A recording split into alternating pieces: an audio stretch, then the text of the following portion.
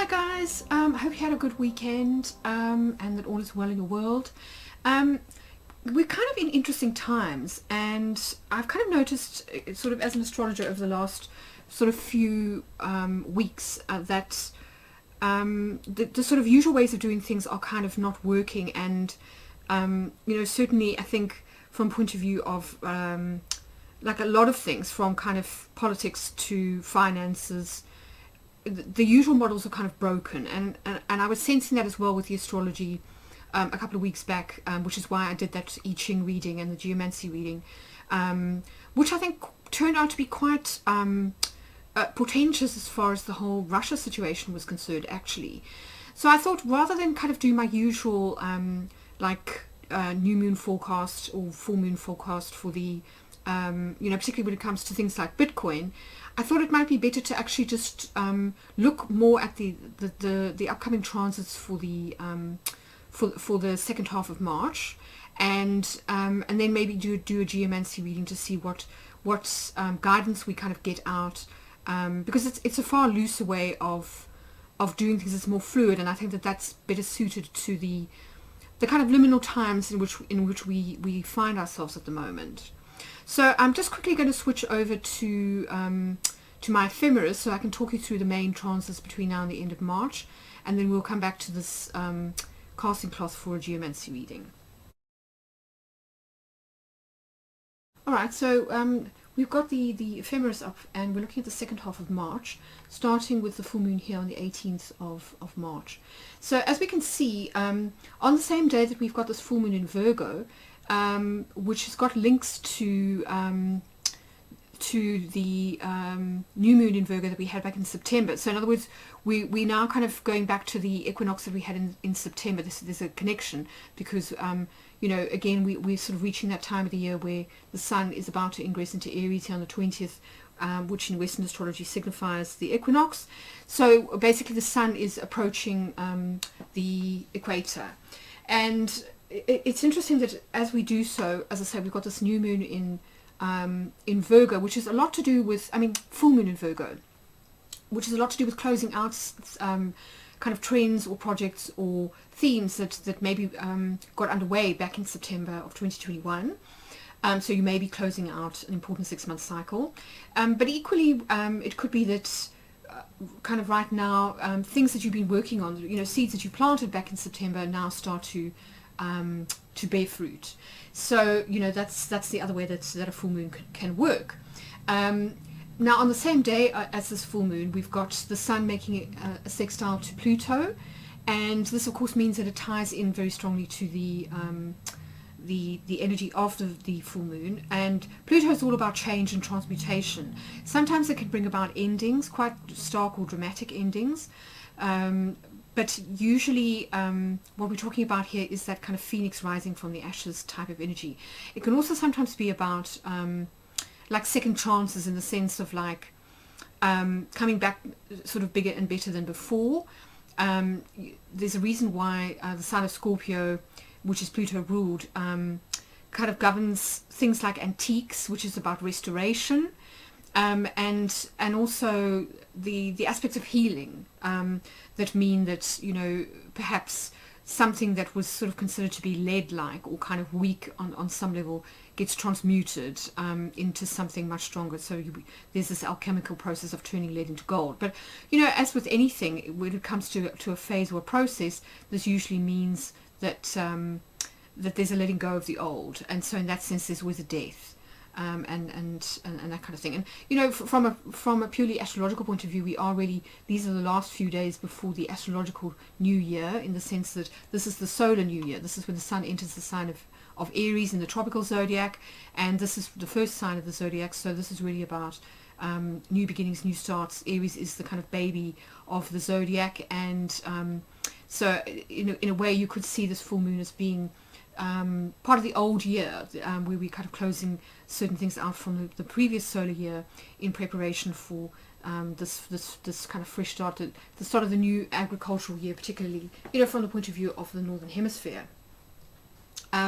So that's quite important. We've also got Venus making a sextile to Chiron, and of course this is often brings about opportunities for healing and for particularly within relationships. And of course Venus at the moment still kind of traveling quite close to Mars, so you know, any of the issues that have been highlighted by the Venus Mars conjunctions of the last sort of 2 months or so can now, you know, has the opportunity to be healed on some level. There's this sense of like accepting or embracing your weird side, or the side of you that feels like it wouldn't be accepted, or that feels alienated on some level. You know, Chiron is the kind of the wounded healer, the centaur who rules outcasts and misfits and that kind of thing. So there's a lot here, I think, in this full moon about healing as well.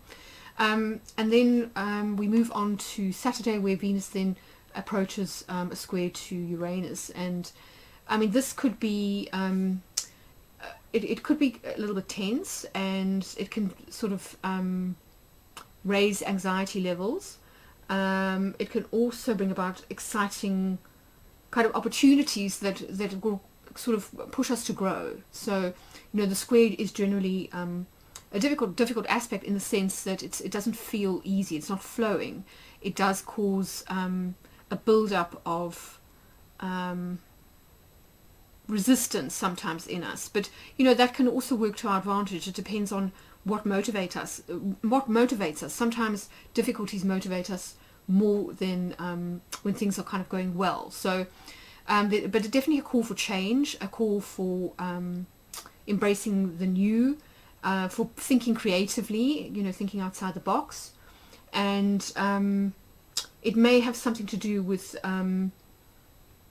you know, looking at new ways. If you think of that, Venus is currently in Aquarius and Uranus is in Taurus. Uranus is in the sign ruled by Venus, and Venus in turn is in Aquarius, which is ruled by Uranus. So these two planets are actually in mutual reception, and so that kind of puts quite a positive spin on this square. And I think what it is giving us an opportunity to do is to work on reconciling differences, or finding ways to cooperate, as opposed to insisting that things you know, get kind of pushed to the extremes, in the sense of you know, Uranus is the great revolutionary, and sometimes what it does is it kind of cuts something completely off or dead in order to bring about a regrowth, or sort of a complete about turn. And I think, you know, when Venus is kind of in play, there's a need to be, we've been called on to be less extreme, and to sort of to work with what we have in order to bring about like positive changes. And obviously Aquarius is a very altruistic sign, very idealistic and quite utopian, whereas Taurus is a lot more patient and is more about, well, let's work with what we've got, let's be pragmatic, and let's not rush sort of into things or make sudden moves. So it kind of stabilizes the energy of Uranus a little bit. But we could be talking about, you know, on a mundane level, we could be talking about changes or developments in terms of the way that we farm, like rehabilitate soil, the banking and finance sector, and of course, you know, with Venus, we are talking about creativity, money, and relationships. So, yeah, some interesting, I think, question marks being raised on the 19th, which is interesting because, you know, the next day, as I say, we move into the spring equinox, the sun's ingress into Aries. And of course, this is, as I said, it's all about new beginnings, it's about starting fresh, it's about having initiative. And from a human design point of view, this is usually when the sun is in the will center, so there's much more of a desire to take action, to have initiative, to have agency. You know, we may feel a little bit more powerful than usual in terms of taking control of our own life, leveling up, making important decisions, that kind of thing. And I think that's going to be helped by some of the other aspects that are happening around about, you know, the same time. So we've also got, on the 21st, we've got Mars making the sextile to Chiron. So in other words, following in Venus's footsteps from Friday the 18th, Mars now following suit with this sextile to Chiron. So I think it's kind of saying that when it comes to relationships, the feminine aspect of us can heal first on the 18th, and then the masculine aspect gets us an opportunity to do the same thing on the 21st. But on the same day, we also have Mercury approaching a conjunction to Jupiter, and this is really positive. This helps us to have good judgment. We feel more optimistic in terms of our outlook. We're able to see things from a kind of big picture point of view. So we kind of zoom out a little bit and we get a bit of perspective. It tends to be when we sort of zoom in and we obsess about the details that we sweat the small stuff and we kind of lose perspective. So this is really asking us to sort of zoom out and to see things from a wider viewpoint, from a more philosophical viewpoint, to practice tolerance in terms of how we communicate with others and judge other people's ideas. But it also brings about positive thinking. It gives us confidence in our ability to communicate, and promotes an interest in learning and expanding our mind. So it's also good for either learning new things or for teaching others. So it's a really, really positive aspect, and I think that will be playing into this, the energy of the equinox. So that's really, really positive. Then the next day, on the 22nd, Mars again, because it's moving slightly slower to Venus, Mars will sextile Uranus. So you could see these two squares as being connected, the one on the 19th with Venus, and then the one on the 22nd with Mars. So it could be that if Uranus does throw up issues around relationships, for example, particularly things like independence, freedom, or maybe wanting out of a partnership, because Uranus very often signifies divorce or separation, then I think the feminine aspect will kind of meet these challenges, and then the masculine aspect later. So it could be an ongoing issue that is going to take a while to resolve. And I think it's important to just be patient, because there's always a tendency with Uranus to act too swiftly, or to kind of cut things off maybe prematurely, rather than to sort of try to sort things out through dialogue. And I think this situation could be helped by some really positive Mercury aspects happening on the 23rd and the 26th. So first of all, we've got Mercury making a conjunction to Neptune, and this can really kind of soften our outlook and make us a little bit more compassionate. So we tend to listen a little bit better than usual. We're not feeling with that Martian energy the need to impose our will or our view on others. We tend to be a lot more kind of all embracing and allowing of different points of view. It also encourages our right brain, so we tend to appreciate subtleties more. We use our intuition. We can just sort of appreciate nuance, perhaps in a way that we might not otherwise. We're less in black and white thinking, and we're more in that sort of fluid state of mind, which is very good, because it helps us to problem solve. So I think it's potentially can help, as I say, with those squares to resolve any differences.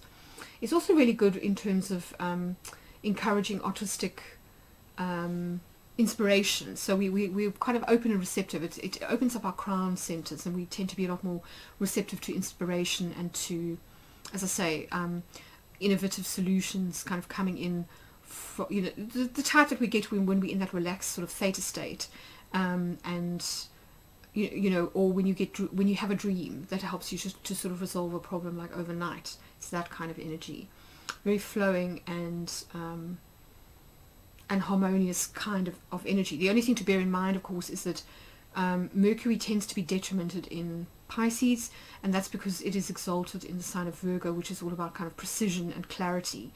So there can be a tendency to feel a little bit muddy or confused, and I think the key thing is just to allow space for things to unfold in their own time, not to necessarily insist on clarity and detail immediately, or to sort of gently ask questions so that other people can kind of outline their point of view in more sort of detail. But there is the caveat with this particular combination of just also being careful not to be a little bit loose when it comes to the facts, and also not to necessarily take everyone at face value, you know, to sort of ask questions and to have good psychological boundaries, and a disciplined way of thinking, to try and keep things fairly structured, so that that we don't sort of lose either our concentration and don't get anywhere, you know, that's kind of fuzzy thinking, or sort of lose the train of our argument, that kind of thing. But the situation should be helped by a positive sextile to Pluto on the 26th. And this, I think, will really help to kind of sharpen the picture a little bit. Pluto is the truth teller. It brings what's hidden to the surface. It also tends to be a bit more confrontational than Neptune. Neptune tends to sort of skirt around things, whereas Pluto is quite kind of forthright and confrontational. So I think it should help to balance out any tendencies to be elusive or flaky, or perhaps a little bit elastic, you know, when it comes to meeting obligations or explaining ourselves, that kind of thing. And it also helps with persuasion. So if you're doing anything to do with marketing or advertising or politics, the 26th is certainly a better day to engage in like diplomacy or make a speech, that kind of thing. And also to it's great for bringing about a shift in perspective, or that kind of thing. And then the next day, on the 27th, Mercury ingresses into Aries, so we get another kind of iteration of the Sun's ingress into Aries the week before. There's like a double dose of this energy, so it's almost as though we're taken back to the 20th, to the equinox, and I think it's good, because when Mercury ingresses into Aries, it tends to kind of sort of accelerate thinking, so we think a lot quicker, we make decisions a lot faster, we want to get things done, so we are quite focused, and we're more forthright when it comes to our speech. So I think helped, you know, these two energies together, I think will kind of help each other. But it's definitely good for making plans and then kind of executing them, because Mars and Aries is all about you know, initiative and action, that kind of thing. And then we end the month with a really lovely Venus Saturn conjunction. So, you know, Saturn tends to get a little bit of a bad rap, but I think when Venus and Saturn come together, very often it stabilizes the energy of Venus. And if you think that Venus is coming off of that square to Uranus, which can be quite destabilizing and anxiety provoking, I think that Saturn here will help to kind of stabilize and provide structure, and help Venus to feel more grounded. So, you know, obviously the Mars will follow suit in sort of early April with the same aspect. So I think, you know, if there are any sort of problems or niggles or tensions that arise, you know, in relation to money, creativity, or relationships between the sort of the 19th and the 22nd, I think that that this Saturn aspect will kind of help to settle things down a little bit. Saturn being the great stabilizer. So asking for structure. You know, it's also very good for making agreements or commitments. So signing like a document, for example, like signing a contract, that kind of thing. Very good for that. And also just sort of generally for kind of just pausing for a minute and perhaps reassessing important relationships, or what's happened, so that we can kind of process and integrate lessons and that kind of thing. So those are the kind of key aspects for March. I think let's now get into the geomancy and see what we can gather for this week in particular. So I've got my geomancy cards here, and I think what I'm going to do is I'm going to fill out this this geomancy casting sheet, which is basically an old version, a Byzantine version of the astrological houses. And geomancy was used sort of in the, you know, kind of the Middle Ages, and sort of in earlier times as a form of kind of earth astrology, if you like. So, you know, each of the geomantic figures represents a planet, sort of one of the traditional planets, the 7 traditional planets. And by laying it out onto a casting cloth, you can almost get like an astrological reading, but it's one that isn't necessarily tied to the movements of the planets in the heavens. So it allows for that element of chance, or kind of the divinatory aspect to sort of come into things, so that we can include more of what's unexpected, or what we're not looking for, and I think that's really important at the moment when things are just so kind of liminal. Okay, so let's cut the cards quickly.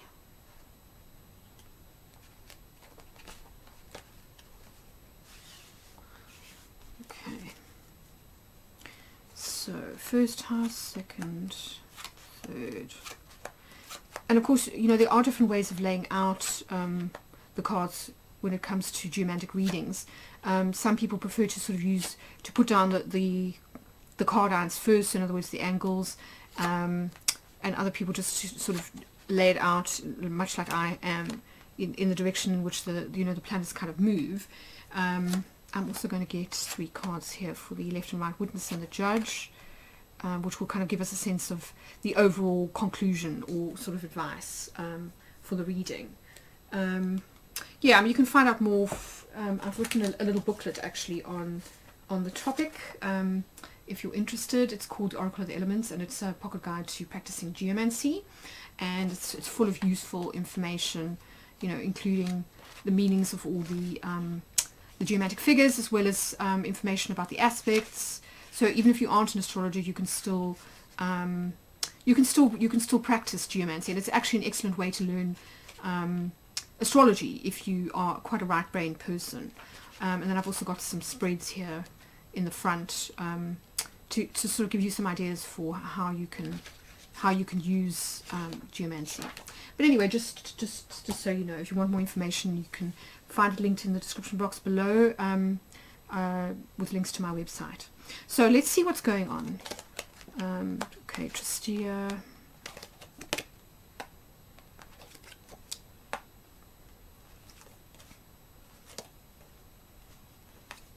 So I think the way that we're going to see that we're going to look at this is, you know, each of the houses represents a different area of life, and I think what it's going to tell us is some of the cards are considered to be auspicious and some are lucky, some are unlucky. So first of all, we'll get a sense of where we're likely to do well, or kind of good areas to focus on this week, and then areas where things might not go so smoothly, and then we can also just look at, you know, at more detail kind of overall. So, I mean, it's interesting to start with, you know, in the first house that we've got this Tristia energy, and I do feel as though, you know, we are kind of collectively going through a little bit of a sort of a dark night. What with, you know, kind of war in Europe, the spectre of potential sort of nuclear kind of holocausts, financial, you know, this is the financial system sort of breaking down a little bit, and just a general feeling that the things are sort of coming undone.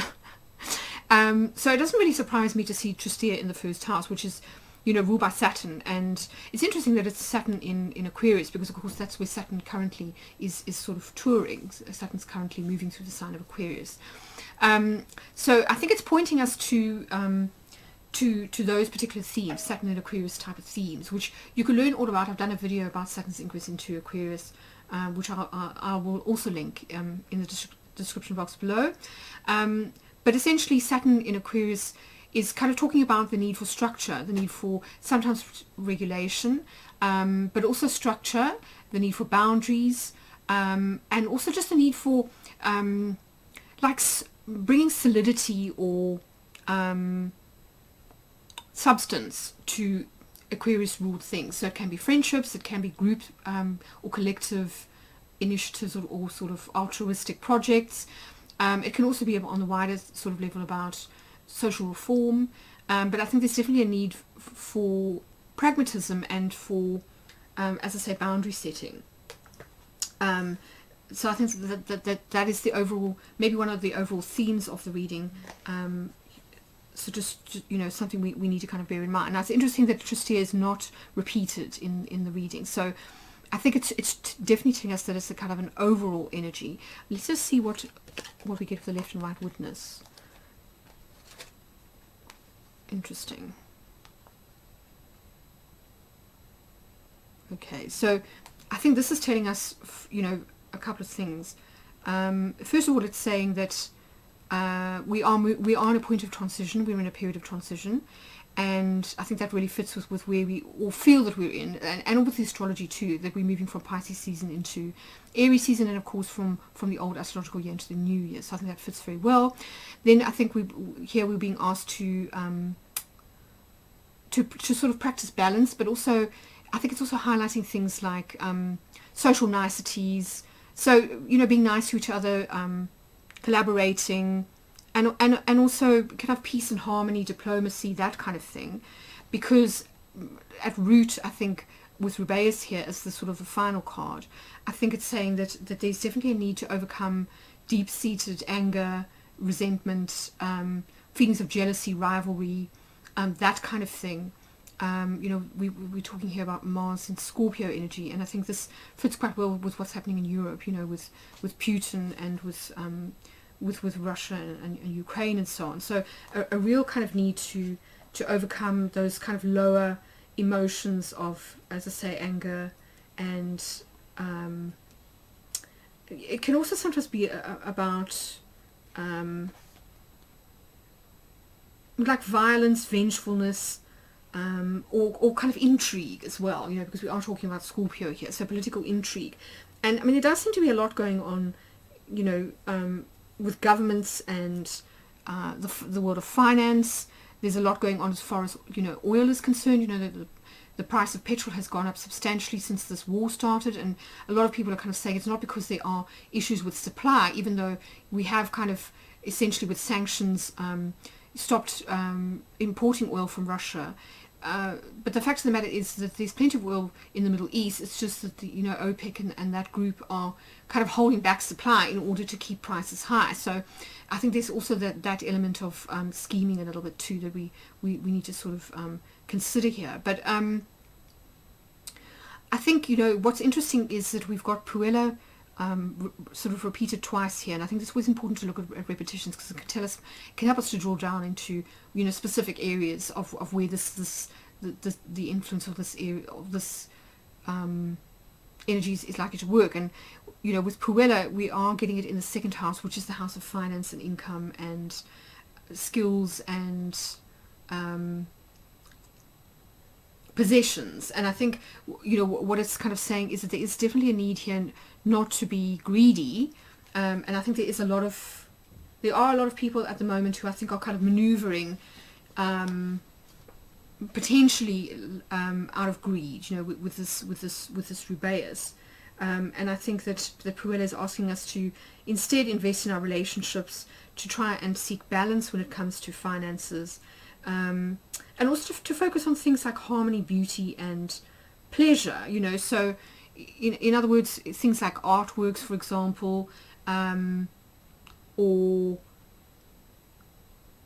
you know, investing in something that will create a legacy, like beautiful architecture, and also investing in friendships and in, you know, so in other words, capital that is more social in nature. So networking, building up goodwill in your business, through doing favors for, you know, for customers. So if people are struggling, for example, at the moment, you know, maybe cutting them a little bit of slack if you can afford to, or just introducing sort of like discounts or special offers for people, you know, who might be finding the sudden kind of rise in inflation a little bit too much to deal with because it's happened so quickly.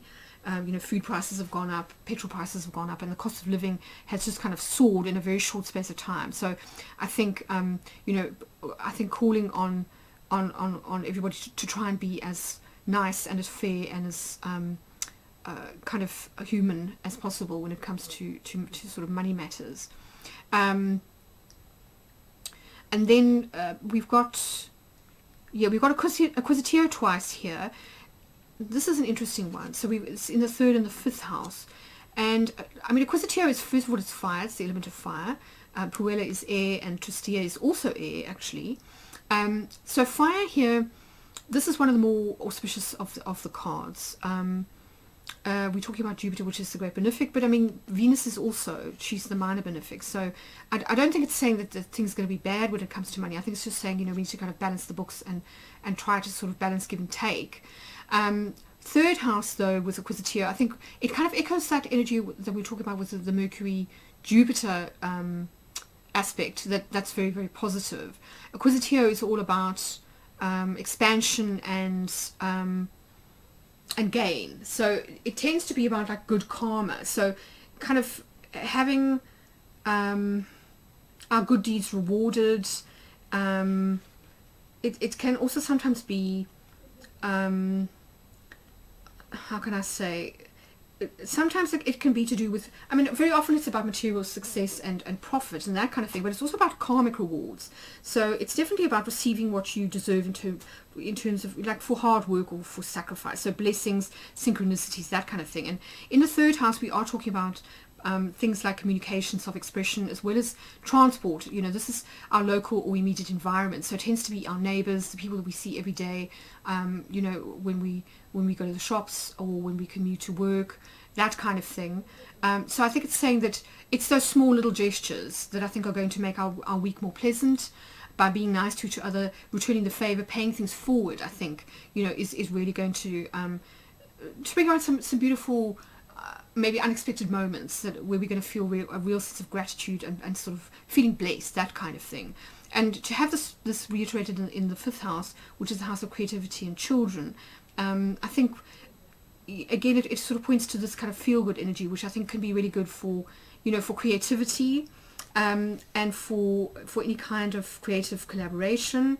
I think it's also saying, in your downtime, that it's a good idea to to try and sort of cultivate joy and that kind of sunshiny vibe, because it's really going to feed your sacral center, and I think that children too also remind us of what's important in life. They can really sort of remind us, when we start to sweat the small stuff, or we get a little bit, we start to navel gaze too much or just feel miserable. I think children always just bring us back to what's important. So I think, these two things kind of going hand in hand, that really it is about relationships, I think, that's going to sort of get us through this week.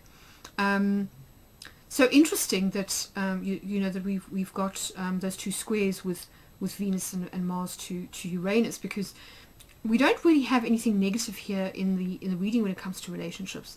7th house, we've got conjuncture, which is all about joining with others.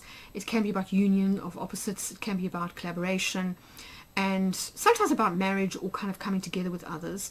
It is Earth, and so very often it's about partnerships of all kinds, very often working partnerships. And it's interesting that Via is repeated twice here as well when it comes to shared resources and assets. And I think this is really asking us to be fluid and to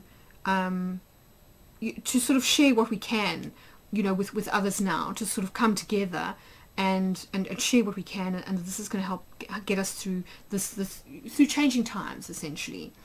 And then, interesting here with the 6th house, we've got Fortuna Minor. Now, Fortuna Minor is, again, it's another one of the auspicious cards. So this is air ruled, and this is the Sun in Leo. So it's where the Sun, it's kind of the dominion of where the Sun feels most at home. And Fortuna Minor is another one of those cards that has to do with serendipity and with good luck, and also sort of like being favored by higher ups, that kind of thing. And placed in the house of work and health, I think it's really saying that it's a good time to either visit health practitioners, that you'll find the right person who'll be able to help you with whatever your health complaint is. But I think when it comes to the workplace, I think it's saying that you could be favored by bosses, get promotions, or if you are looking for work, you could hear good news, or you could fortuitously hear about a job if you're kind of looking for work. So that's really positive. And then, as I say, when it comes to one-to-one relationships with conjunctio here, we are talking about definitely this is a relationship figure in a relationship sign. This is one-to-one partnerships. So it can be business partnerships, and it, it's also about committed relationships. So I think a real sense of coming together with others now and reaching agreements where possible. This could be signing contracts, because we've got Veer here with the moon in Cancer. So definitely movement when it comes to sort of sharing resources with one other person, or so as I said, it could be a joint venture here, and it can also be some kind of committed relationship where there's a decision to sort of join forces, if you like. Sometimes it can be about the union of opposites, so it can be about like finding resolution after an argument. It's also about forming alliances, collaboration, combined efforts, interaction, and recovery of things lost. So that could be important. If one of the reasons why you're not feeling so great is because you feel like you've lost out on some deal or something's gone awry, then it could be that somebody brings what's lost back to you, but maybe not in the same form. So yeah, that's just worth bearing in mind. And then we move to the 9th house of overseas or foreign connections, publishing, as well as the law. And we've got populace here, which is reiterated in the 11th house. So it's really, to me, emphasizing collective efforts. And I think it's kind of saying that, when it comes to all things to do with higher education as well, that it's a good idea to kind of go the way of like the tried and tested way of doing things, rather than sort of try and find unique or unusual solutions to problems. So it's kind of like, it's almost like conventional wisdom, I think, here in the 9th. It can also be about things like, publishing, like fairs and markets, and I mean the London Book Fair is coming up soon, so that could be sort of relevant for some people. Conferences, conventions, like Zoom groups, that kind of thing, where you learn sort of in kind of group settings. And as I said, it's emphasized here, populace being emphasized in the 11th house, which is the house of groups, social media, friendships, and all sorts of like group activities. So populace by itself means people, crowds, communities, assemblies, gatherings, public places. It's also about diversity and multiplicity. Sometimes it can be about scattering and distribution. So there could be a sense of, with that Mercury in Pisces energy, that there might be a need to just have good boundaries, and that could be why we've got Kase here in the middle. Kase is, of course, Saturn in its own sign of Capricorn, and it's Earth energy. So it could also be saying that when it comes to your philosophies, your ideas, your perspectives, overseas travel, publishing, and group situations, that there may be a need, while it's important to sort of take the temperature and to sort of collaborate with others, it's also important to have a sense of like structure, so that things don't go on and on and on. Like meetings, for example, you don't want them going on for hours. That sometimes less is more, and Kase here is very much about sort of introducing boundaries and limitations to things, and that can be a good thing. So we don't waste time, we don't sort of go willy-nilly into something where everyone just sort of talks ad nauseum, and you never seem to sort of move forward. There's no agenda, for example. But equally, it can be about delays or limitations or restrictions. And as I say, it is possible now that some people may feel that their careers are kind of either on hold, or they're having to rethink, possibly because of changing economic circumstances. Maybe opportunities that were once there before suddenly are not anymore, and we're having to sort of be a little bit resourceful. So I think that's an area to watch for this week is career and success, and like anything to do with the public domain. This is kind of success, fame, and honors type of thing. But I think, on the day-to-day level, we can still make progress here with Fortuna Minor. This is about our kind of everyday work environment and our kind of everyday schedule. And then we kind of end off with Letitia in the 12th house. So that's, again, very positive. This is Jupiter in Pisces, which is where Jupiter is traditionally it used to co-rule Pisces. So Latitia is all about kind of happiness and joy. It's about kind of light-hearted energy, and I think it's saying that we need to try and create a kind of a lightness of spirit, even though we are currently going through dark times, because it doesn't really help when things are kind of dark and gloomy to be dark and gloomy ourselves, because we just kind of sink further into the pit. We don't really we don't get anywhere, and sometimes cultivating that unbearable lightness of being, if you like, can help us to move through difficult times. So I mean, interesting vibes there. Oh, and there's one energy that we didn't get to, actually. I forgot to mention this is Cauda Draconis at the bottom. So it's interesting that we've got this limitations at the top, and we've got Cauda Draconis at the bottom. Now, Cauda Draconis is the card associated with the south node of the moon, and it's all about release. So I do think that collectively we are kind of moving through almost a period of letting go. We're letting go of some key, maybe collective karmic patterns or ancestral patterns that have maybe plagued us as a kind of species for a long time. And if you think that the fourth house is about roots, home and family, and also our ancestral ties to the past, I think we are really being asked to sort of let go of this, particularly this Rubeus type of energy. I think what I'm going to do now is just I'm going to pull 3 cards from the Elemental Oracle as a kind of overall sort of overarching advice.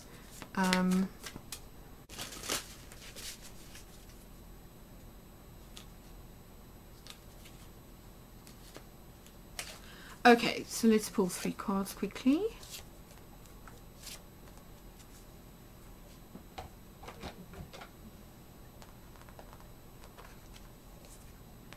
Snow, interesting. Gravity. Darkness, wow. So these are really interesting cards.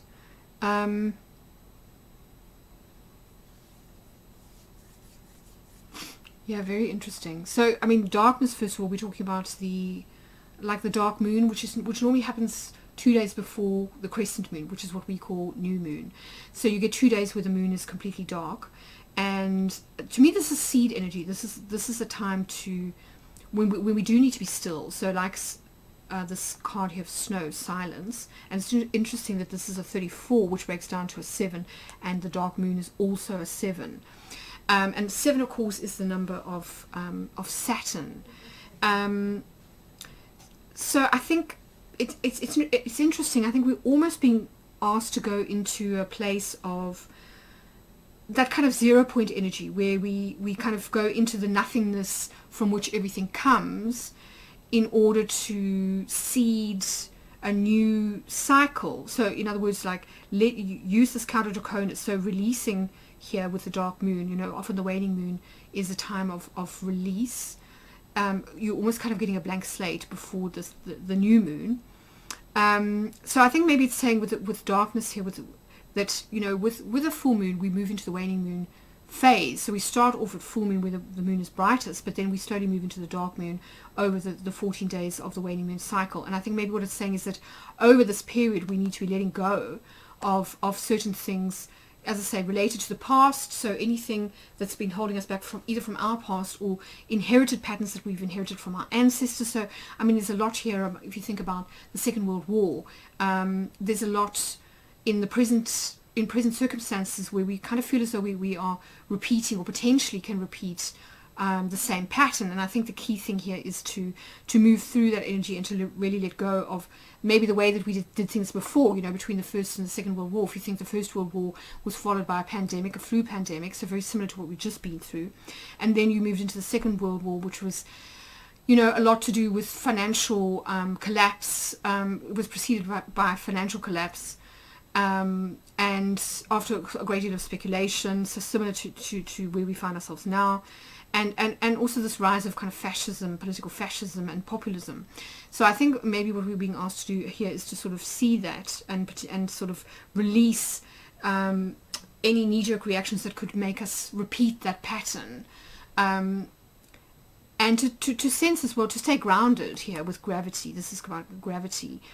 To stay grounded like Saturn here in it's interesting that we've got quite heavy stuff on all the angles, actually. If we think about that, we've got Earth conjunctio here, we've got Cassia at the top, which is also Earth, a third Earth at the bottom, and then Saturn in Aquarius here on the ascendant. That I think we are being asked to sort of to stay grounded, to be practical, and to, I think, also understand the seriousness of where we find ourselves right now and make decisions accordingly. But also not to speak too soon here with silence. I mean, I think it's really interesting that we've got this idea of silence. Sometimes, you know, a less is more approach. Sometimes we need to also just respect. You know, silence can be a mark of respect. So, you, for example, honouring those who've been killed in the war so far. I think it can also be about going within, you know, to sort of seek spiritual guidance. And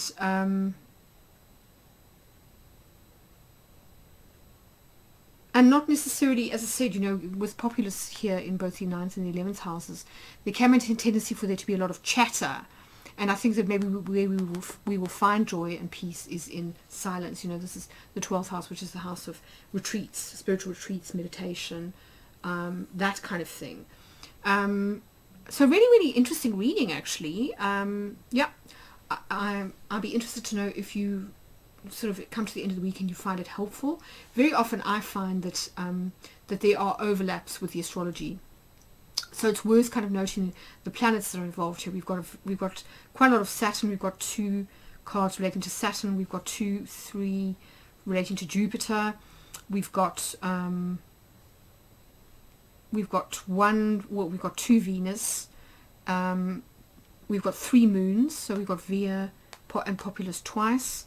So I think, you know, pointing to the full moon as being important, and then those aspects of Mercury to Jupiter also being key here. We've got three Jupiters, and then the Venus aspects to Uranus, and finally, as I say, Saturn asking us to stay grounded.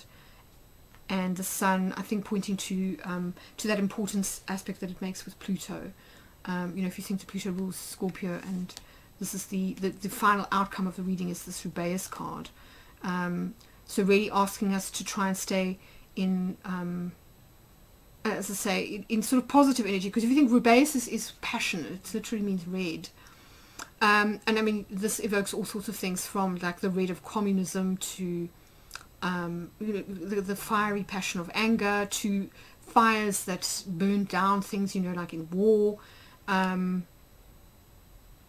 this sort of simmering inside a volcano. And of course, once a volcano erupts, it's also extremely destructive energy. So I think, you know, think about red in all those forms, and then consider, you know, the rest of the reading, which seems to be much more about white and about black here. If we want to talk about colors, interestingly, we've got 2 white butterflies here too. Those may be signs for you.